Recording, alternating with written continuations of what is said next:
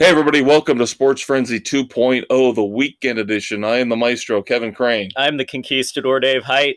And did you guys ever look forward to seeing a sporting event, a concert, a movie for months and months? The anticipation builds, that adrenaline rush, the energy. You have a passion for what you are about to see. And you get there, and it's completely, utterly a letdown. Yep. So, unfortunately, that's what we're going to end up leading off with here on April the 20th, 2022. Yes, we did all our pot jokes on the regular Sports Frenzy edition. The weekend edition will hit Saturday morning, the 23rd. Hopefully, you have not bought tickets to go see Bon Jovi On the North American Tour 2022. Only a few weeks left. Wow.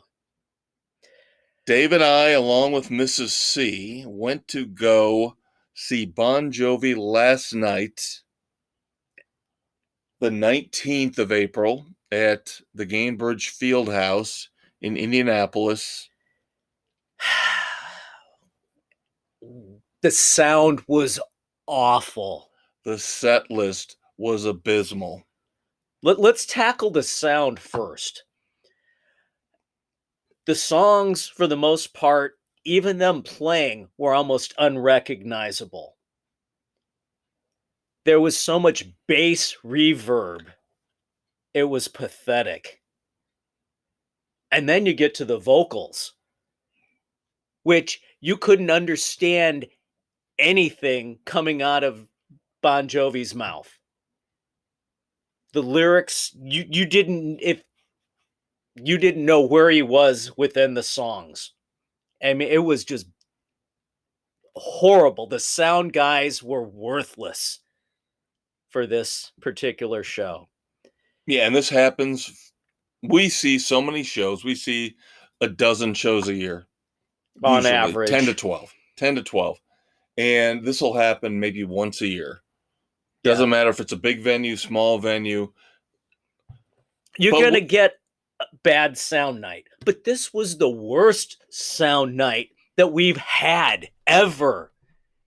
Ever. Yeah, and it did not help. There were other factors involved. I will say that. There were. Yeah. John Bon Jovi, I lost so much respect for him and his band last night. I will tell you this. I have bitched and I've pissed and I've moaned and I've complained about some of the bands that are in the Rock and Roll Hall of Fame, bands like the Pretenders. I right now am embarrassed that Bon Jovi is in the Rock and Roll Hall of Fame after that show. That band does not deserve to be even close to the Rock and Roll Hall of Fame. Now, again, I have an idealized version of what the Rock and Roll Hall of Fame should be. But as much as I hate Eric Clapton, Bob Dylan, Neil Young, people you and I agree that suck ass, we understand the legacy of what they've done.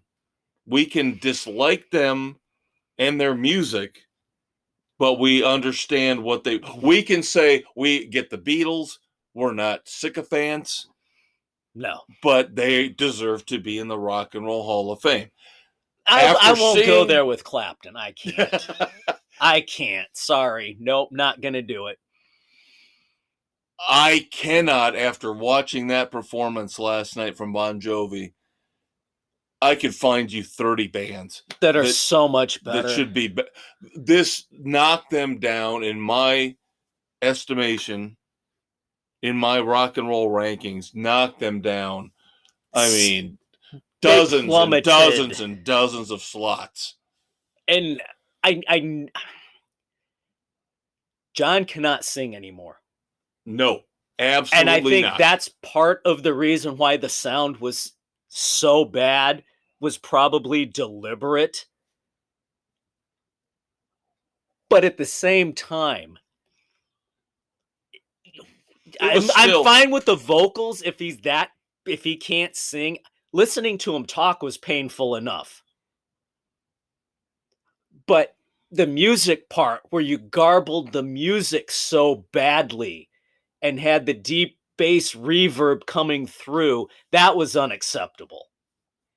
And now I'm starting to wonder if Richie Sambora, and I know he's got substance abuse issues, and that's what they said basically led to him getting booted out of Bon Jovi. But now I'm beginning to wonder if there are other things going on where he finally said, I can't do this anymore. This is not what we set out to do back in the 80s. Yeah. This is not the same band. No, not even close. 21 songs, just over 2 hours last night. And they left some major hits out. I have talked about in the past the arrogance of performers like John Mellencamp, who I love. I love John Mellencamp. I still refer to him as John Cougar Mellencamp, for the whole thing where I don't play Jack and Diane anymore because that's beyond me now. I'm too good for that now. That's what made you.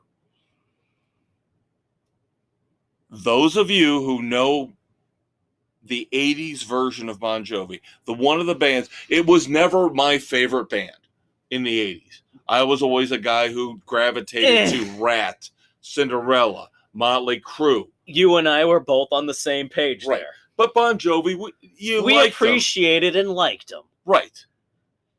This is a travesty to me that they have now, I'm sure at the behest of John Bon Jovi, transformed themselves. He never wanted to be considered a hair band. Right.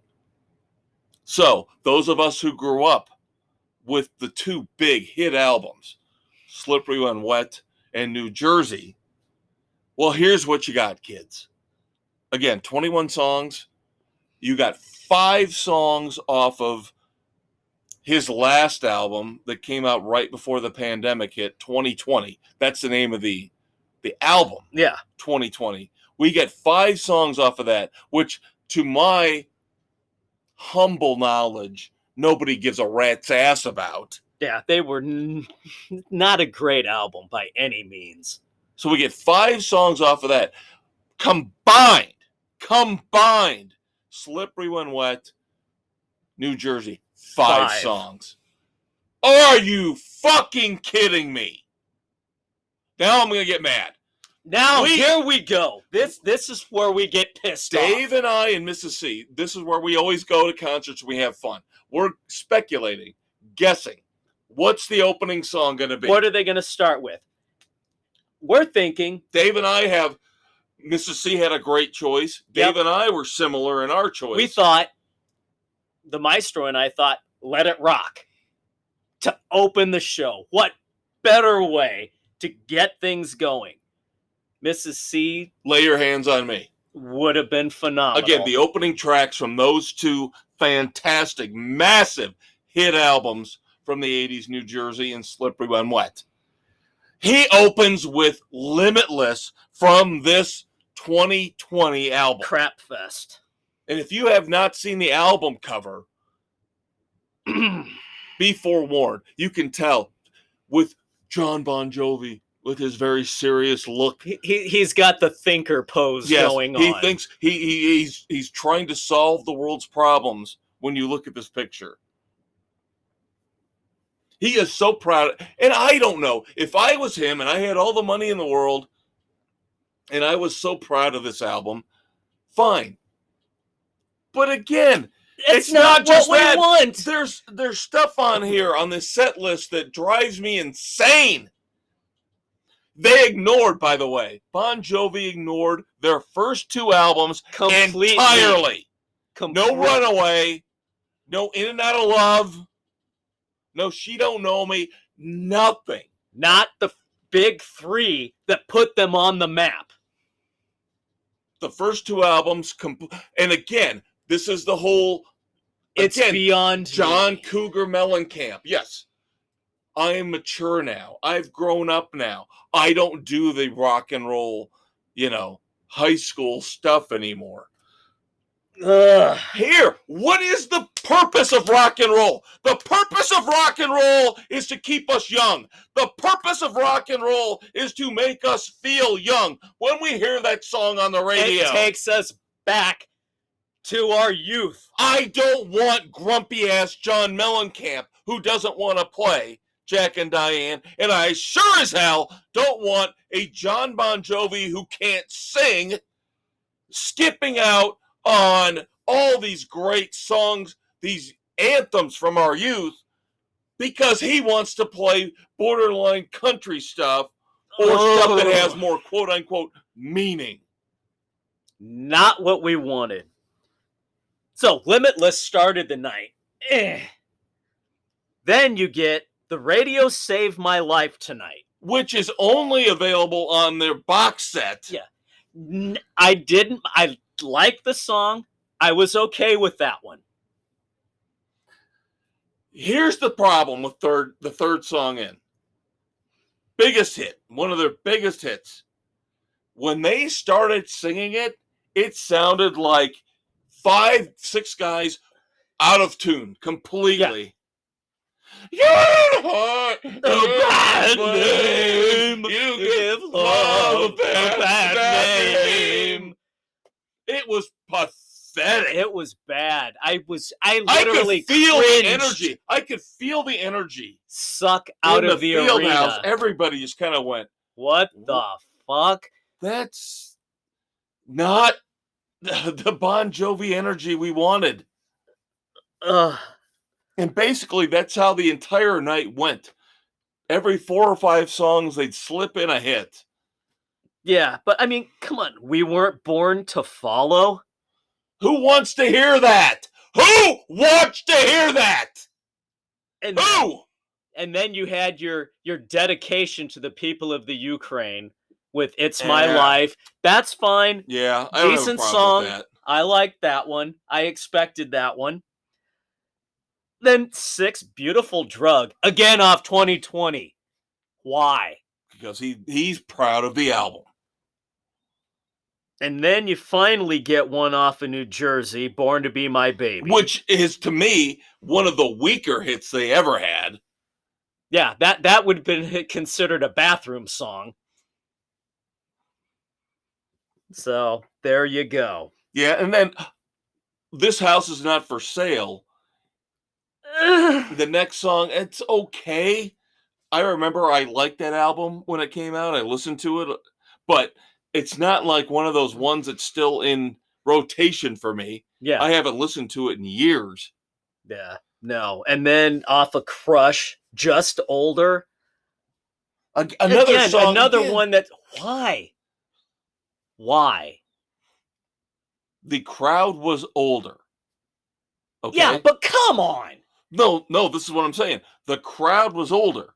They skewed towards 50, 60-year-old people a lot older than us, mid-60s, 10, 15 years older than us, and they're still playing this stuff from the last 10, 15 years, where goddamn well everybody's waiting for stuff off of Slippery When Wet in New Jersey. Hell, going back to the first 2. Right. I still cannot believe we got nothing off the first 2 albums. Absolutely pathetic. Then again, you hit 2020 again with Let It Rain. Yeah. Now, then finally, 11 songs in, you got the one that finally got me going a little bit. Keep the Faith, one of my favorite Bon Jovi songs. They did it okay. All right. It was okay, job with it. But you thought, all right, maybe we're gonna get going. They did an extended little instrumental at the end to give John a break because his the vocal cords, shot. the vocal cords were already shot. Yeah. But then you thought just when it was going to get going again, That's go back. Where I expected it. Yeah, you go back to 2020 with American Reckoning. Blah. Yeah, that's the point. That was where I was ready to bail. I was thinking, well, Keep the Faith. Keep the Faith. When they did that, I was thinking, okay, it's going to be hits for the next hour. No. we're not getting crap. And then Right back to the crap fest, to American Reckoning. Whole lot of leaving off a loss. Then you go back to 2020 again with Do What You Can. Then, off of Faith, I'll Sleep When I'm Dead. Yeah, Keep the Faith. I'll Sleep When I'm Dead is an okay song. It's all right. And then you follow that up with Lost Highway? Really? And then Have a Nice Day? Again, okay. Okay. I would have been fine with some of these songs if you had 4 or 5 more recognizable hits. Just wait. So then you hit number 18 right before the encore. They end up with... At the time, we didn't know. Right. We were figuring, okay, we got tons more songs. Living on a Prayer. And then it's after Living on a Prayer. Good night. Like, we're at an hour and 45 at this point. And we're like, seriously? And we're sitting there going, there's 10 or 12 more songs you guys should be playing. Yeah. And especially, you should have substituted some of them for some of this other crap you've already played. Yeah. So we got to wait through all the bullshit. And then they finally come out. People are leaving. People have been leaving the last half an hour through this. Oh, they were leaving an hour in. Right. That's how bad the sound was and how bad the set list was. But then they come out and they go into Wanted, Dead or Alive. Fine. Great. Waiting for that. One of the ones we were waiting for. Right. And then he pulls out, Who Says You Can't Go Home? I told you he was going to have to play that, though. Fucking bullshit country crap. But no, I knew that was coming. That's the one song that has sustained his career over the last 20 years. It sucked.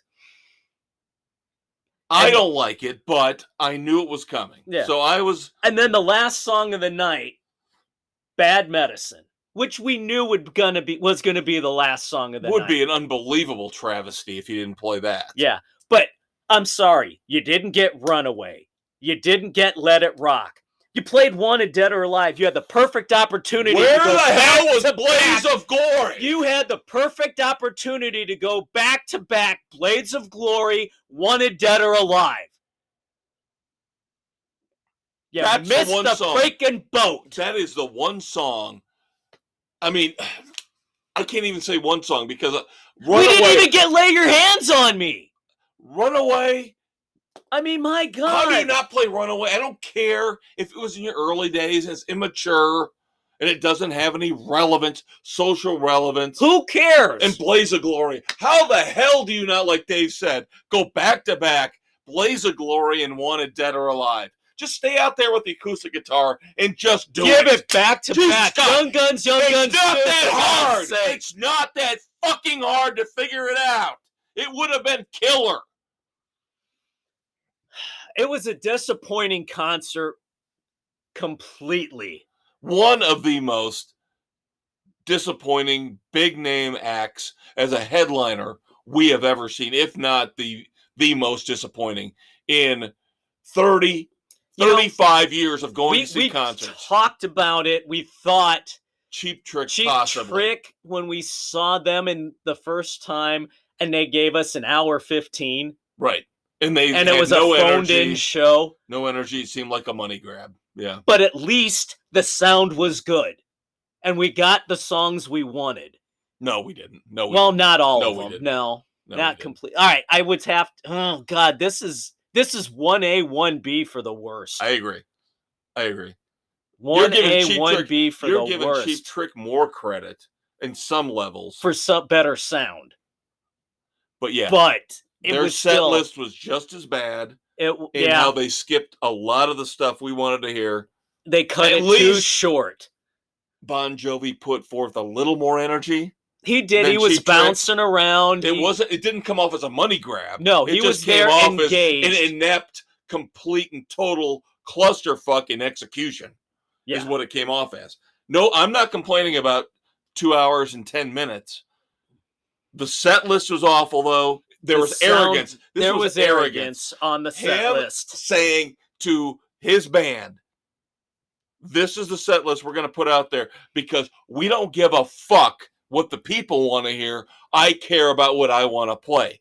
That's the shit I don't like from people like him, like John Cougar. Springsteen does this. All the guys that we talk about morning, noon, and night. Neil Young, the arrogant assholes. You will deal with me, Bob Dylan. You will deal with what I give you, and you will love it. Because I am a god. Yeah, I am a rock god. You are not. This was awful. I want a fucking refund. I don't even know. One frenzy? One frenzy. For at least trying to put some energy out there. And the stage setup was cool. Yeah, the stage setup was pretty cool. They had the screens. They had these metal towers that would looking like radio towers that would contract and move around. One just for that, but the rest was a shit show. Yeah, this was kids. We cannot express to you how disappointing this was. We were looking forward to this. This was circled. Oh my god, so bad. Yep. So disappointing on many levels. And early on, he got the crowd standing, but 2 songs after that, everybody was sitting again. I don't think there was more energy from other people than us, because we are discerning rock and roll fans. We have been there, done that. We have seen it all. And you have to. But I could tell, like you said, even from the younger crowd, the other people who are a little more, I don't want to say gullible, but I will.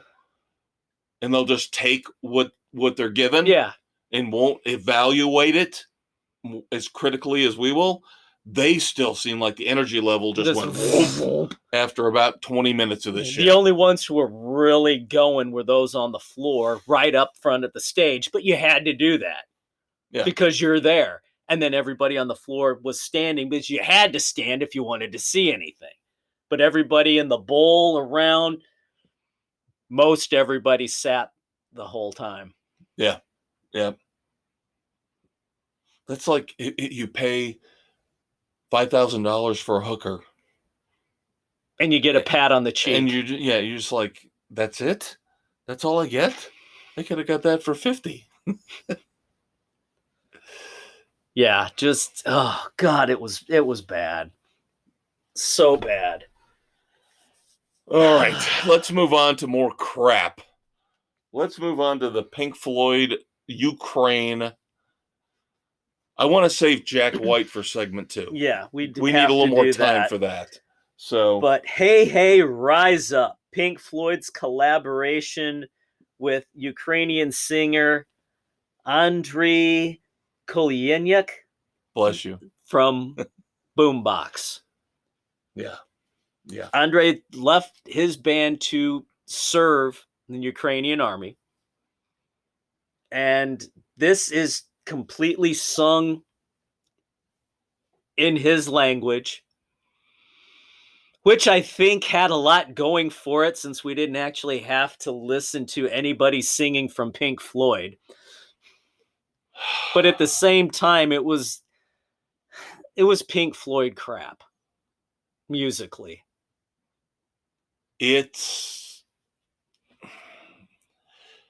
hard to criticize the song because of the good intentions and the heart behind it. So I'm not disparaging. I don't know the lyrics. We are criticizing or praising it based on the music and music alone, not the fact, the cause behind it. Nobody is going to say, outside of Vladimir Putin, nobody's going to say this is not a worthy cause. But yeah, number one, it's not a Pink Floyd song. No, it's not.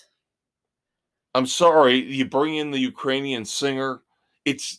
The only part of this that makes it a Pink Floyd song is the middle minute and a half where David Gilmour plays the guitar. That's was Pink the part I liked. I did like the minute in the middle with his guitar. Surprisingly, yes. I do like David Gilmour is a great guitarist. Underrated, undervalued, because he's had to put up with Roger Waters' egotistical shit forever. for 5 decades. But outside of that, it's just not. It's not. I don't know what special. it is. I'm sorry. I don't want to hear a song in Ukraine. I don't know what the language. It's a Ukrainian. I don't. It doesn't do anything for me. Hell, as much as I love 99 Luftballons, I liked it better when they sang it in English instead of German. I just prefer my music in my language that I can understand and enjoy. But beyond that, like Dave said, this is Pink Floyd, so already I'm like, shit. It's behind the 8 ball. But without Roger Waters and his ego pushing it and getting a pure, solid 1 minute, really good David Gilmour guitar solo, that salvages it from the dung heap to a point. I'll give it 1. I'll give it 1. I was going to go 2 just for the thought behind it. You're a better person. Again, I'm not judging it based on the thought behind it. I'm giving it an extra 1. Musically, it's a 1. That's I don't do the whole, heartfelt. I walked past how many homeless people last night in downtown Indy, and I didn't give them $1. If I actually had a heart, I would have. So I give it a 1. You have a heart, you give it a 2. I didn't hate it as much as you did. I love David Gilmour's guitar work, but that doesn't make it a song. And the rest of it was, I'm sorry, I don't know. In terms of music, crap. I'm not judging the purpose, the cause behind it. I'm just saying musically it was not a solid. It was not there. All right. Coming back from the break, we will talk more guitar. We will talk about the guitar wizard Jack White's new album. Yep. Fear of the Dawn. First of 2 albums he's got coming out this year. So stay with us. We will be right back.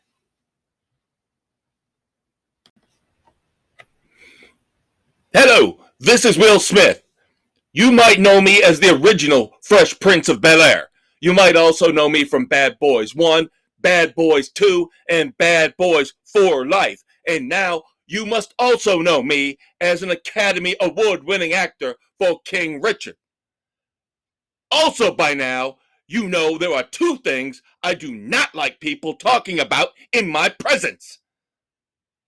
Namely, my open marriage and my wife's lack of hair. Well, now, there is a 3rd thing you do not talk about in front of Will Smith. You do not talk about Sports Frenzy 2.0. My boys, Kev and Dave, will hit slap the sports world in Hollywood each and every week on Sports Frenzy 2.0 and the Weekend Edition on Spotify, Anchor, Google, Radio Public, Pocket Cast, Breaker, Apple, Overcast, Castbox, and Stitcher. Just remember, keep Sports Frenzy's name out your damn mouth.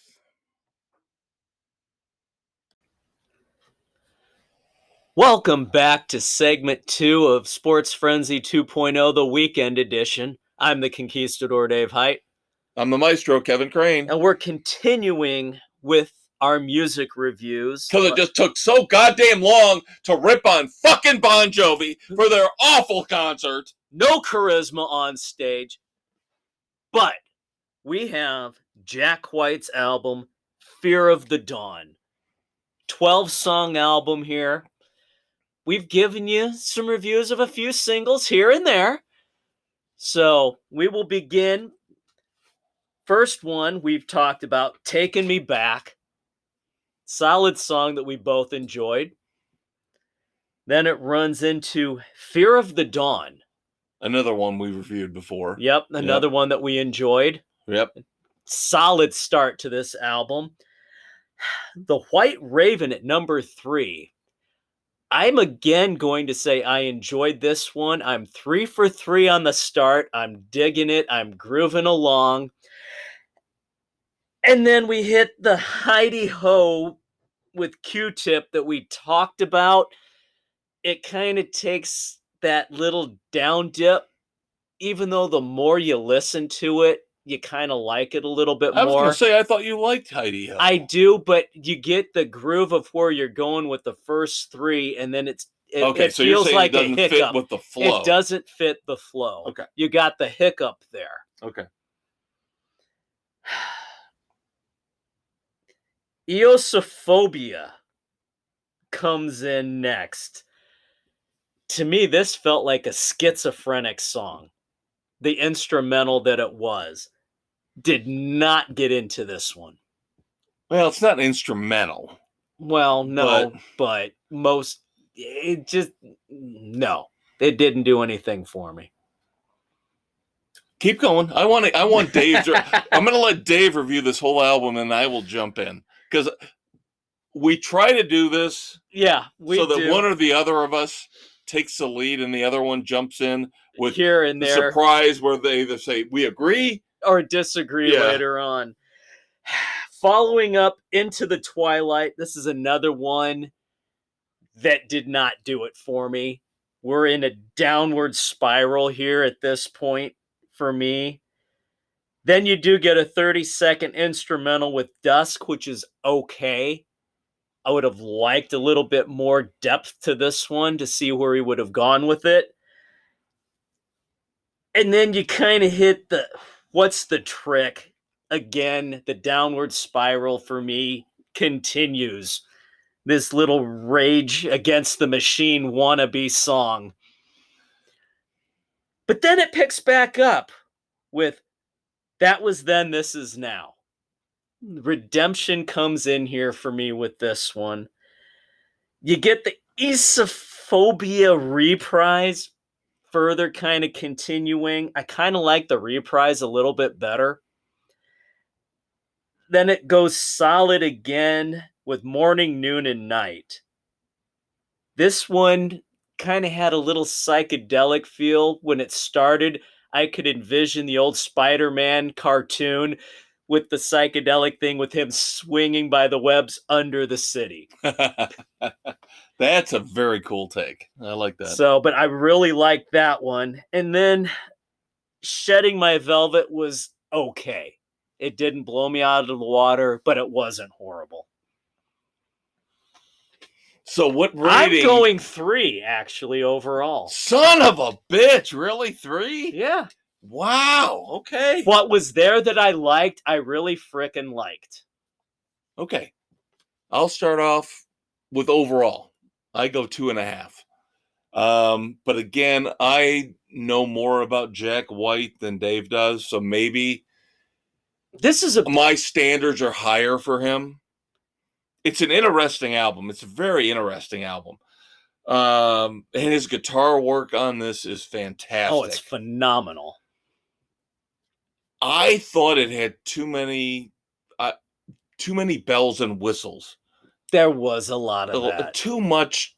I'm trying to be clever. I'm trying to be cute. Sampling, goofy stuff in there. It's not just straight on structured rock and roll songs. First 2 songs, I agree completely. Of course, again, we reviewed those. Taking Me Back, Fear of the Dawn, very good. I think you liked The White Raven more than I did. That was, to me, the weakest song on the album. I liked Heidi Ho more than you did. Right from the beginning, you liked it more than I did. I think it's very catchy. It does. Like I said, it grows on you. What I've noticed about these songs, I listened to it before we started taping a couple times today. Most of these don't feel like songs. They feel like ideas that were never fully formed. You got a hook. You got maybe a minute of a really good guitar riff or guitar solo. And then he goes, oh, look, a squirrel. Exactly. Great way to look at it, Dave. That's how I feel about Jack White a lot of the times, is he can't focus. And I've said this about him, about Sting, about a lot of these guys who go solo, and they need the structure of a band to keep them focused on the final project. That's why I will always defer to Jack White's work with the White Stripes or with the Raconteurs. He is so much better with that. Somebody else. Even with Meg White on drums, somehow that keeps him in check. I did not really like Eosophobia that much. Now, Into the Twilight was interesting. Again, not a full song. To me, it was not a full structured song, but you know who I thought of when I heard it the first time? Madonna. You know, I knew there was something poppy in the Twilight. There. Yeah, I was like, God, that sounds like Madonna. Yeah, it had that poppy crap. Yeah. Yeah. Now, it's catchy, but it's not a fully formed idea to me. So I can't really enjoy it. Yeah. Yeah, the Dusk little interlude, 30 seconds. I can't even count that for anything. Yeah. Here's another point where we are going to go farther apart. I thought What's the Trick was the best song on the album. Really? Yes. Holy shit. Yes. I thought What's the Trick was fantastic. Did not like it. To me, it was too much Rage Against the Machine. I don't get the Rage thing, that analogy. It just felt like that to me. Nope. To me, this is right up there with the first two songs. Yep, we will definitely disagree on that one. That was Then, This Is Now. I did like it to a point, but I think you liked it a lot more than I did. And then the Eosophobia reprise. I can't stand when this is another arrogance. Yeah. I have to do a reprise. I have to revisit the song. Because you screwed it up the first time. And there are many bands that I love that have done this. Kansas does this all the time. Oh, yeah. It's just a little too arrogant for me. And it just seems like you're trying to fill out an album. I'm going to revisit a song I did earlier and just tweak a couple things. That's a cop-out. Yeah, just put it in the original song and let it go. I think we do agree, Morning, Noon, and Night, one of the strongest songs on the album. Yes. And you know why? That is a song that reminds me the most of the White Stripes. That has the exact feel to me of the old White Stripes song. Yes. Yeah. A little more fun, a little less pretentious. Yeah. The final track, Shedding My Velvet, is the one song where I have been having problems in terms of judging it, because the more I listen to it, the better it gets. So I started off thinking it was okay. And the last time I listened to Fear of the Dawn, I was like, this isn't too bad. This is actually pretty good. But I'm shocked beyond belief that you like this more than me. What I liked, I really liked. Yep. And I don't like a lot of Jack White stuff. I'm very picky on what I enjoy of his. And this gave me more than I had expected. I think that's why I gave it a higher, is because it exceeded my expectations. And it pretty much met mine, but didn't exceed them. I have to say, it's worth listening to, start to finish. I will listen to it again. This is not one of those albums where it's a one and done. Right. Usually that 2 to 2.5 cutoff kicks in. Yeah. If a 2, I'll never listen to it again. 2.5, that means there's some stuff in there that I'm going to keep listening to it. Yep. We will be very curious to see what the next how the album coming out in July, the second of his 2 new albums, will sound like. Yeah. My understanding is the second album is more guitar oriented. So if he's not screwing around and sticks with what he does best, then we will be in good shape. Yep. Don't do this experimental crap. Yeah. Little less synthesizer. Well, and of course the thing is now, hopefully that album's done. It's already in the can, and they're just getting ready to print and release because now that he got married, right. it's all downhill. It's over. All the songs over are going to be about love. Oh my God! until it tanks, and then it'll be the woe is me. Life sucks. He will turn into the Michael Bolton of the 2000s.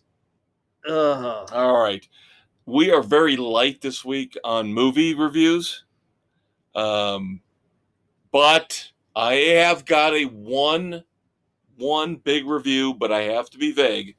Yep, because it's on my watch list for this weekend. So we're going to do kind of the opposite of what we did with Spider-Man No Way Home, where Dave got to see it before I did. He reviewed it, purposefully vague. Yep. So I have watched The Batman, which debuted this week on HBO Max. And I'm going to give you a bare bones review. And then, of course, once Dave watches it, we will delve into the weeds and get all down the and nasty, dirty stuff out of there. But I will give you as much as I can. I loved it. My rating is very odd. I'm giving it more than I probably should. I'm going to give it 3.5 frenzies. Holy crap, dude. Yes. Because of one thing they did wrong, I knock it down. But I can't knock it down that much because Robert Pattinson... That's why it gets knocked down? No, Robert Pattinson actually is unbelievably good as Batman. Unbelievably good. And I know Dave and I talked about the fact that he had heard ahead of time from people that saw it in the theaters that Pattinson is great as Batman, not so great as Bruce Wayne. I concur, but given the fact that it's 80-20 screen time, he's mostly Batman in this movie, and very few scenes involve Bruce Wayne. That's not an issue. All right. Yeah, again, who's the idiot that told him that stupid haircut made him look like the inheritance baby of the most powerful family in Gotham City? Where's Alfred smacking him upside the head? Get a goddamn haircut, you bastard! Buzz his ass. By the way, Andy Serkis, great as Alfred. Great as Alfred. And that's the thing. Everybody in this movie is well cast. The whole Colin Farrell Penguin thing is just mind-blowing. There is no way in hell, if I didn't know going in that was Colin Farrell, you'd never guess who I it would was. never in a million years have guessed that was Colin. Now, that's setting things up for later. We've talked about this. HBO Max has already said they're going to do a Penguin series. So the Penguin doesn't play an integral part in the movie. Zoe Kravitz as Catwoman. We know how you feel about her. That's a sexy, sexy woman right there. Oh my God, I love her. And she's fantastic as Catwoman. Does a great, great job. And that's been a showy role over the years with... Now, Anne Hathaway had to be the worst. Yeah, she was bad. The worst. Michelle Pfeiffer did a really good job. But I think Zoe might be the best.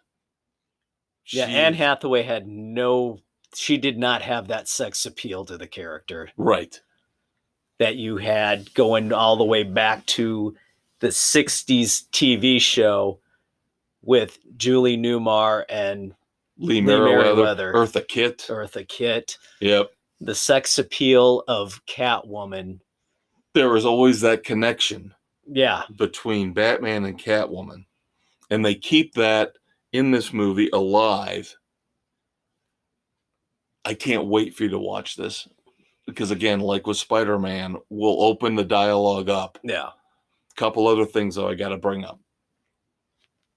La, No, la, no, la. I'm not I spoiling. know there's I am no not spoiling spoilers. anything for you.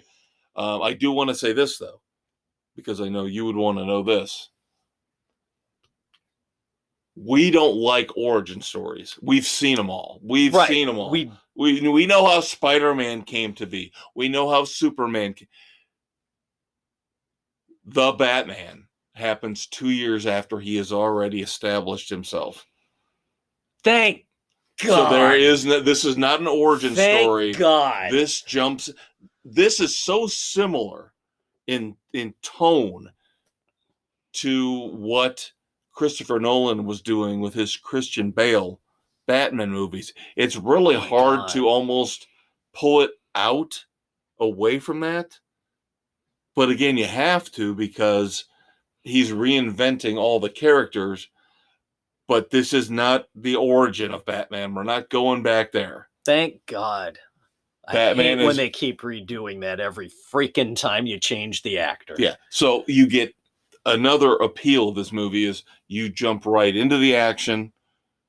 He's already Batman. We don't have to deal with the whole, childhood trauma, getting thrown in a well crap. So Good. that works really well, even though this is 3 hours still without that. Oof. And again, that's why it feels like somewhat of an extension of the Christopher Nolan movies. It's long, very character driven. But for the most part, everybody is phenomenal. Everybody's well cast. Everybody does their part, does it well. I don't like the Riddler, though. That was the reason I knocked it down. I will not comment anymore on that until you see it. All right. Then you and I will have to have a discussion about the Riddler. All right. Sounds good. All right, kids, that being said, we're going to wrap up segment 2. We're going to touch a little bit on TV and streaming in segment 3. Little bit there. Some dumbasses. Do have dumbasses. One very significant moment of silence for me. Yeah, it's yeah. So hang on, stay tuned. We shall return. Yep, smoke a bowl. Too late. Do your post 420 celebration, kids. Oh, I forgot. Although if you do that, you do it anyway, so it doesn't matter. Yeah, I don't think they're just doing it on 420. So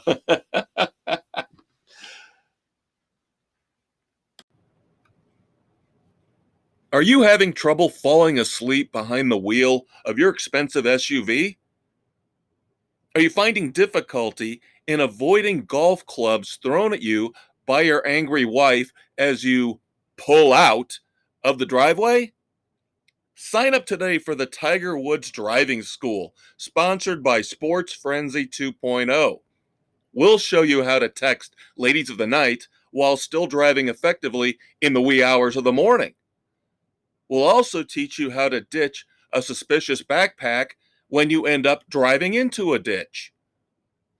Check out Sports Frenzy 2.0 on Spotify, Google, Radio Public, Pocket Casts, wherever you listen to your favorite podcasts, for updates on our latest classes, including how to curse and swear in front of uptight golf fans and their children and still be adored by millions. The Tiger Woods Driving School. It's great. All right, kids, time to wrap up the weekend edition here, taping on the 20th of April, 2022. This will hit Saturday morning, April the 23rd, just in time to get you through your weekend. As always, we try to tell you what to listen to, what to watch. Yep, you can find us anywhere where you get your podcast on Spotify, Anchor, Google, Radio Public, Pocket Cast, Breaker, Apple, Overcast, Castbox, and Stitcher! Stitcher! Sorry, I was late on that. That's what she said. David! God damn it. Personal issues. You're not supposed to bring those up. But of course, since this is like being taped on Weed Day, What would you expect? I think our last segment should be a little bit of a potpourri. Here we go again. Yeah, so we're going to cover pretty much anything and everything that we forgot to talk about or little tidbits and nuggets Yep. we've got left on the table. And as always, he's the Maestro Kevin Crane. And he's a Conquistador Dave Height. Couple music things we did not get to talk about because we were so wrapped up in destroying Bon Jovi's reputation and our interesting reviews of Jack White. Yep. That we forgot, of course, news about the great and glorious Van Halen. Interesting. Been waiting on this for so long, and the fact that this news finally broke last week, and there have been threads and offshoots coming. Yep. The fact that, yes, Alex Van Halen is finally starting to contemplate, think about putting together the tribute tour. Yes. Jason Newsted broke the trust. He was the first one who came out. He was not supposed to mention anything about this, but supposedly 6 months ago, Alex Van Halen approached him and Joe Satriani, of course, of Chickenfoot. Yep. And said, let's get together, let's jam, let's start putting this together. Let's see if this is something that we can do. And of course, Newsted says, I don't want a part of this, not because I don't respect you or thank you for the invite, but I don't think we can do justice to the legacy. Yeah, I don't want it to be a money grab, is Right. what he said. So then a couple days pass. Everybody's like, was this true? Everybody's freaking out. Satriani has to come in, swoop in, calm the waters. Say, number one, he wasn't supposed to talk about it. But yes, we have talked about it. Rule one of Van Halen tribute is you don't talk about Van Halen tribute. But Satriani comes in, calming influence that he is, says, yes, we did talk about it. It's not dead. Yes, I did talk to Al and David Lee Roth. Because, of course, that was the first piece in Jason Newsted's nugget that was missing was who's the lead singer going to be. Right. So Satriani comes in and says it was going to be Roth, Alex, me, Newsted, which I would have been awesome with. As a Van Halen fanatic, I would have said, fine, do it right now, do it. Sign me up. Get me a frickin' ticket right now. It is not any slight on the legacy. No, not at all. Hell, I would have been okay if they'd probably just said Van Halen. Then David Lee Roth comes in and he says, yeah, we were talking about but now he's saying we were talking about bringing other people in, or he was speculating. I don't know if I could sing everything. I don't know if we'd have to take a break. Vocalist. He was talking Tommy Lee coming in to spot Alex. He was talking about Pink coming in and singing for him. The one name that never came up, though, he did bring Mikey up. Yep, brought Mikey up. But he never mentioned Sammy. No. They must still hate each other with a passion. It is what it is. Now, if you wanted to do it right, Alex should really reach out to Mikey. Well, Dave did. Yeah. Dave said Mikey and Newsted would have been the two that we would have had. But, I wonder what kind of bridges were really burned. Yeah, when Sammy bad took Mikey after the failed Van Halen 3 album. Yeah. The thing is, Alex Van Halen is an enigma, wrapped in a riddle, wrapped in a conundrum. Nobody knows what he's thinking, and in the end, he is the. He had I always think I would deferred assume to Eddie. I would assume that they reached out to Wolfie, and Wolfie told them, "I got Mammoth. You guys do what you want to do." Yeah, because Wolfie has said, my uncle, "I'm good with you doing this." Right. I'm assuming that. I am assuming that. Well, there was a quote. The article I read had said that Wolfgang had signed off on a tribute if the right people were involved with it. Right. And of course, he's doing great. So I would think that he's just saying, I'm going to do Mammoth. I got my thing.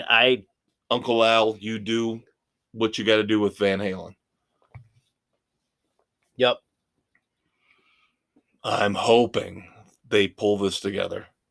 But as always with Van Halen, everything is so fucking complicated. You never know. Yeah. You never know. But on a fun note with Van Halen, kudos to the Ohio State, not marching band, athletic band for their halftime tribute at the Ohio State Buckeyes spring football game. God, that was beautifully done. 4 songs, and they choreographed beautifully. Formed up the logo on the field. God, it was beautiful. It's a sight to behold. Look it up, kids. Yeah, check out the videos. And then when they form a car going off during Panama,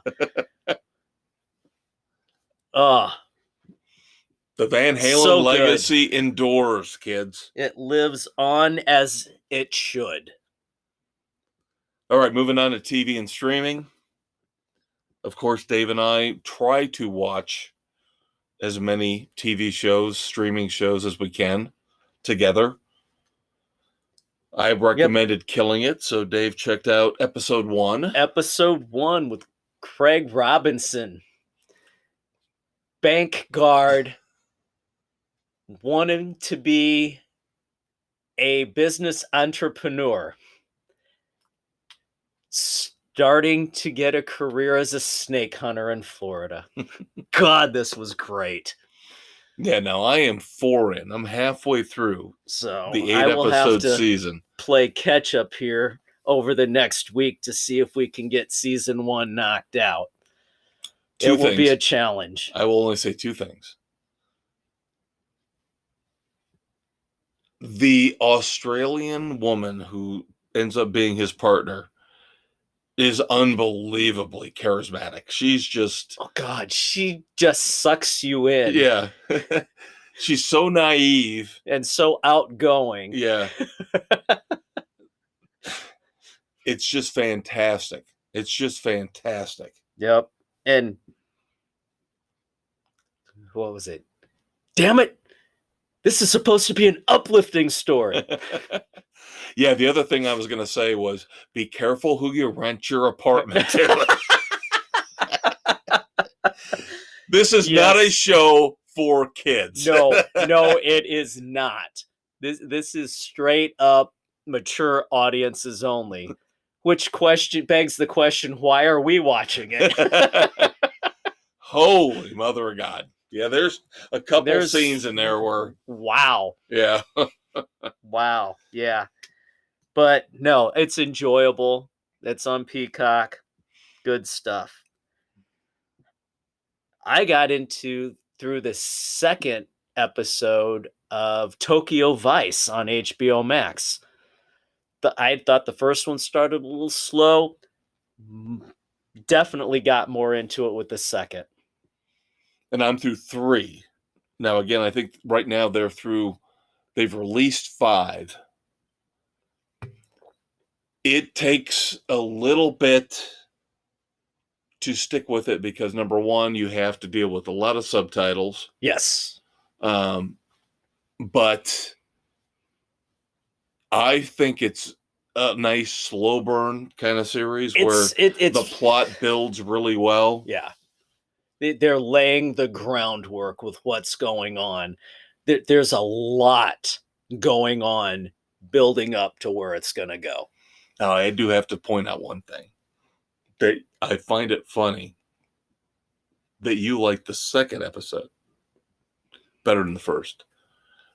The first episode was the one I was looking forward to because that was the one directed by Michael Mann. Yeah, I know. And I was figure. like looking for all the nuances and all the, the cool shots like Miami Vice back in the day. And that's what sucked me into the series overall. Right.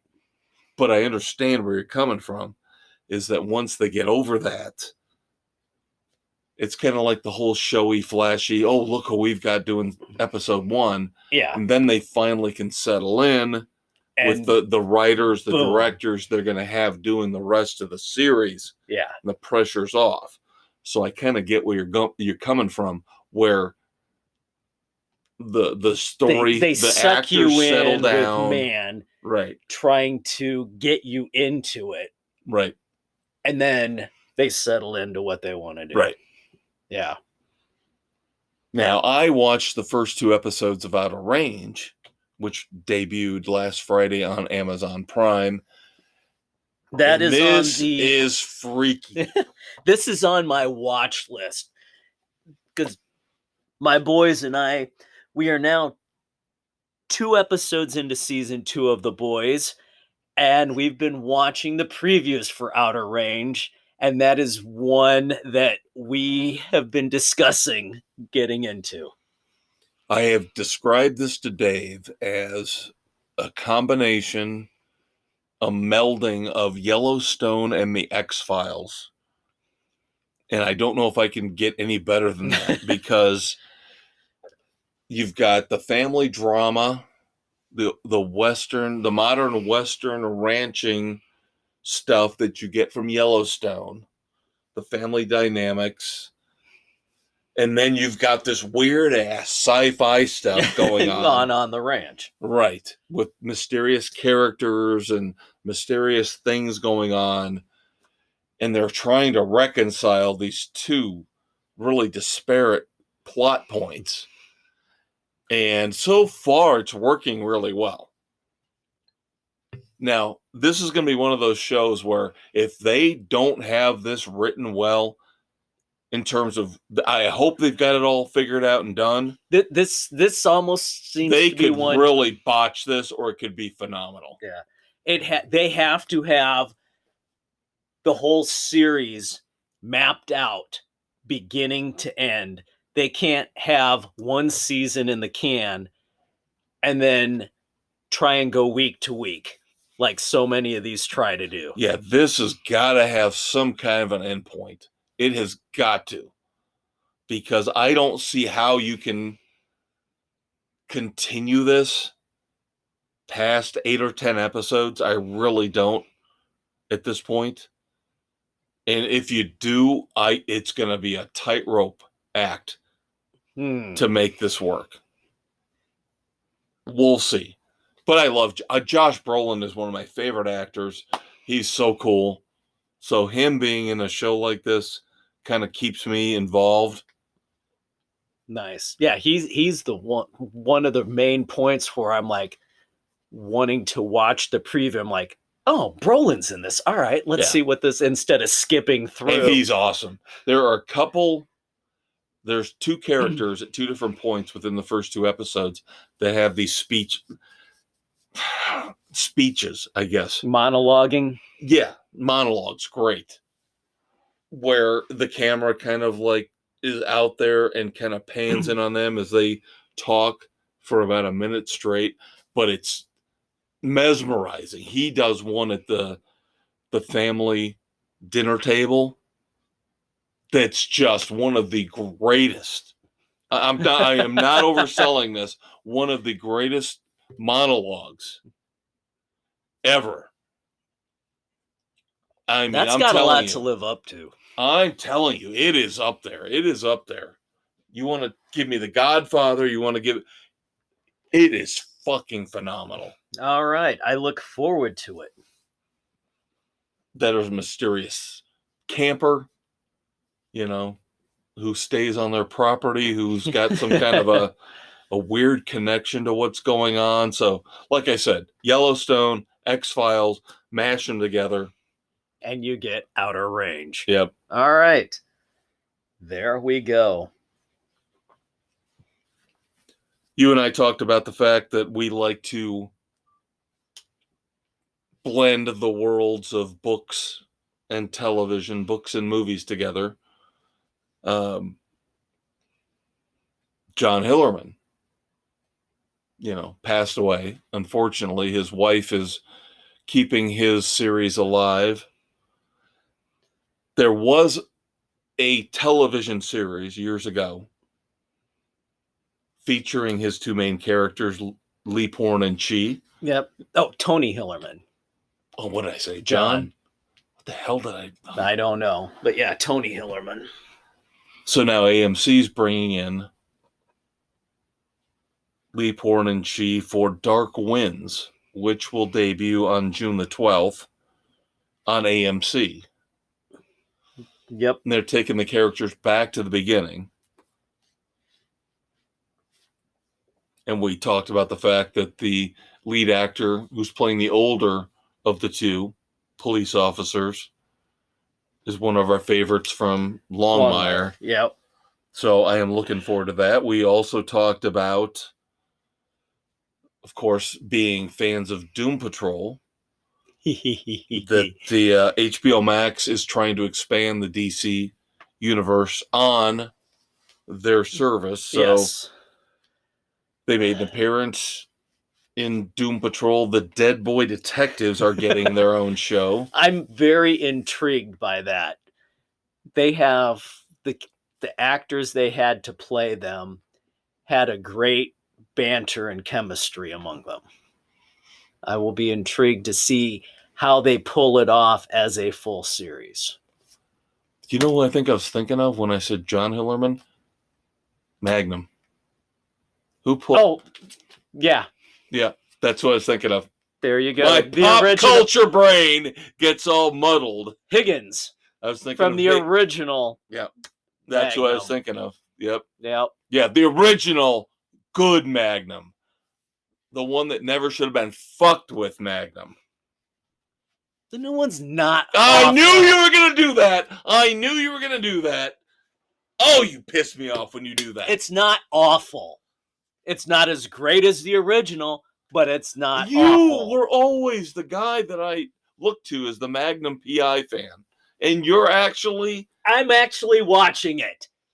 Oh, my God.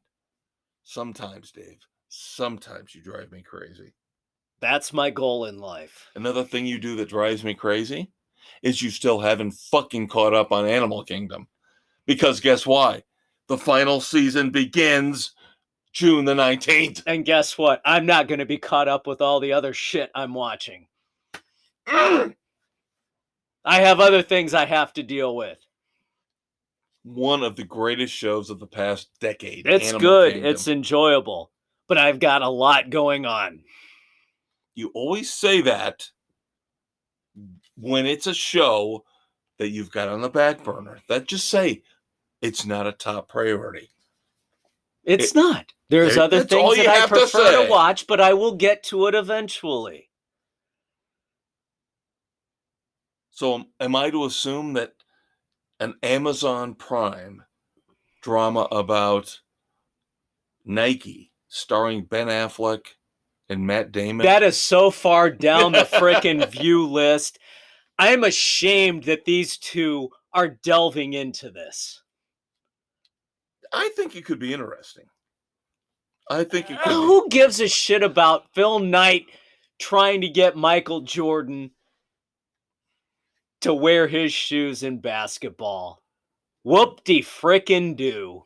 I just respect the fact. Bear with me. Started with Good Will Hunting, which is still, in my humble opinion, to this day, one of the greatest movies of all time.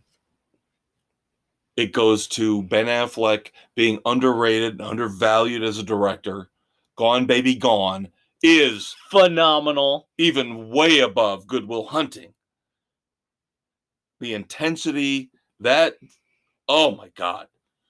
Talking about our love for the movies and the And books books. tying in together. Yeah. The Dennis Lehane, Kenzie Gennaro series, and how, oh my God, Nailed it beautifully. I could do an entire podcast just on that movie. So I will give them a break. Even we reviewed recently The Last Duel, another one of their collaborations. They always are They interesting. do well together. Dogma. They can pull it. I had to slip that one in there. Well, it wasn't the backseat of a Volkswagen.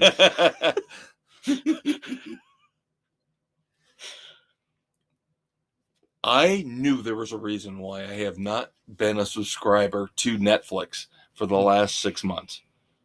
Because Elon Musk is even saying, They've gone too far. quote, they are unwatchable, quote, they have a woke mind virus. They do on a lot of stuff. Now, will I go back to watch Stranger Things? Yeah. Yes. But this is why I have not been on Netflix for a long time, is because there's Everything literally checks the boxes. I can find something on HBO Max anytime I go on there. I go on Netflix and I just kind of go through and go, no. Elon Musk is onto something. And of course, Wall Street recognized it. They have lost subscribers for the first time in a decade. Well, they're also raising their rates too. Their shares dropped 35% in the last day. Because what they're saying is, like you mentioned, they've raised their rates. Now they're backtracking and saying, we're going to do the ad stuff like HBO Max is doing, or like Hulu's doing, where we'll drop the price and put ads in. But the thing that's really screwing them is when they came out in public and said, don't share your password because we're not going to let that happen anymore. Yep, that was the death knell for them. Yeah, they never should have said that. Never, because there are so many people out there that give their password to their kids who are going to college. Parents Yep. who live somewhere else. What happens if you go on vacation? If you live in one city and you decide for a week to go somewhere else, and you halfway across watch the country. That was the whole point of this service, being able to watch it wherever you were. Yep. So this is not shocking. We could have put them in the dumbass of the week. We could have. But lo and behold, first, we have to lament the passing of another TV mom. Helen Seinfeld. Just a couple weeks after we lost George Costanza's mother, we lose Jerry Seinfeld's mother. This is just wrong. Wrong. This is my favorite comedy of all time. And the parents of both George and Jerry are now gone. Yeah. If I had to, we'll have to do an episode on best TV moms. I don't think I'd want either one of them as my mother. No. I would take Mrs. Seinfeld first. Because, of course, she's just adoring beyond belief. How could anyone not like you? Whereas George's mom is just, oh my God. Yeah. Another level. Another level of hell. Yes, but for me, that show being one of my favorites of all time, rest in peace, Liz Sheridan. I love you. You are one of my favorite TV moms of all time. Now it's time for dumbasses. Shift. Pump the brakes. Pivot. U-turn. Hey, Dave, have you ever watched Opera in the Buff? Why, no, Pat, I haven't. Somehow here on Sports Frenzy, it doesn't seem so bad. But The Me Too movement is throwing a conniption fit. Because Pat Sajak asked Vanna White if she watched Opera in the Buff after she said she was an opera buff. Duh! Of course you're going to come up with that play on words. And again, they've been together for so long. They are close. They and their spouses hang out together. They do things together. And she says the only argument they've ever had is about what to put on a hot dog. Yeah. I mean, come on. Get over yourselves, But of course, people. It was funny. Social media gets all over Pat Sajak. Oh, you misogynist. Oh, my God. It was How funny. inappropriate. It was funny, people. Get over yourselves. It's a mild dumbass. Just because he should know better. I think he's doesn't care anymore. I think you're right. Because there's been a lot of comments he's made that have been a little borderline over the last several months. Yeah. So I think he just said, F it. I don't care. What are you going to do? For the second time in the last couple months, The Flash. Ezra Miller again. Second time in a couple of weeks that he has been arrested in Hawaii. This guy is such a fucking nut job. Again, here he is, asked to leave a party, gets pissed, throws a chair, and hits a woman in the head, causing a gash that she needs stitches. So he's arrested for assault. The dude needs some serious help. The problem I have with this is that if it was you or me, we'd be in jail. But number one, because he's a movie star. Number two, because he's gay. I'm telling you, because he's gay, he gets preferential treatment on this. What was it, a $500 bond on this one? Yeah. Bullshit. The guy second offense, like you said, within a couple weeks. The guy is a fucking nut job and needs to be put away for a while. Yeah. How about we stop focusing on Johnny Depp and Amber Heard? Yeah, who cares about their shit? This guy needs some serious help. He's out there actually causing real damage to normal people. And DC, Warner Brothers says, we're still going forward with the Flash movie. Again, anybody else? Pulled, gone, bye-bye. Yep. But because he is gay, we gotta be careful here. Yep. No, bull crap. We can't overstep our bounds. No, you're letting him overstep the bounds on everybody else. Make him pay for what he does. Greta Van Fleet's lead singer, Josh Kitska, we talked about this. Stop apologizing, okay? 2017 video footage came out where he was wearing an Indian headdress in a concert. Now he's in trouble. Paid. Basically paid to make it go away. Donated money to an Indian foundation. Just stop. Stop with it all. Was it stupid? Probably. We don't know the context. The context of why he had it never came out. Nobody cares to know why. It's a overreaction, as it always is. Like with everything on social media. Ugh, frustrating. All right, kids. That's our week. Catch you next time.